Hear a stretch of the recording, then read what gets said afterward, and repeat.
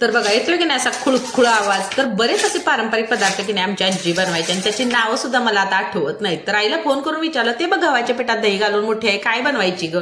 तर आई म्हणाली गुलगुले. म्हटलं बाई गुलगुले नाही ग, ते तर गोड असते. असंच काय तर त्याचं नाव होतं बघ. तर म्हणायला लागली फुरफुरे. होय, तर म्हटलं ते कसं बनवायचं ते सांग.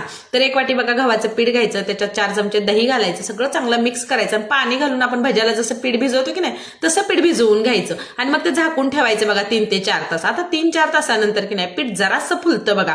मग त्याच्यात आलं लसूण मिरच्या ठेचून त्याचं वाटण घालायचं, बारीक चिरलेला कांदा घालायचा, खूप सारी कोथिंबीर घालायची, चवीनुसार मीठ घालायचं आणि सगळं हलकं होईपर्यंत फेटून घ्यायचं. आता एका वाटी तिथं पाणी घेतलंय, मग त्याच्यात की नाही चमचा बुडवायचा आणि मग त्यानं ते बॅटर बघा तेलात सोडायचं. आता तेलात सोडलं की नाही की त्याचा फुरफुर असा आवाज होतो आणि ते वर येतात, म्हणून त्याला फुरफुर वडे म्हणतात असं आमची आजी म्हणायची. तर खूप वर्षानं की नाही मी हे फुरफुर वडे बनवले आणि पोरांना ते एवढं आवडलं की नाही, मुलगी म्हणायला लागली मला सुद्धा की नाही शाळेत दे, मैत्रिणींना पण दाखवून देऊ दे हे फुरफुर वडे. तर आणि नीरजची की नाही स्नॅक बॅग होती माझ्याकडे, बरेच वडे त्याच्यात भरले आणि तिला ते पॅक करून दिलं. तर गुलगुले बऱ्याच जणांना माहिती आहेत, पण हा पारंपरिक पदार्थ तुम्हाला माहिती आहे का मला नक्की सांगा आणि जाता जाता की नाही तेवढं सबस्क्राईब करा.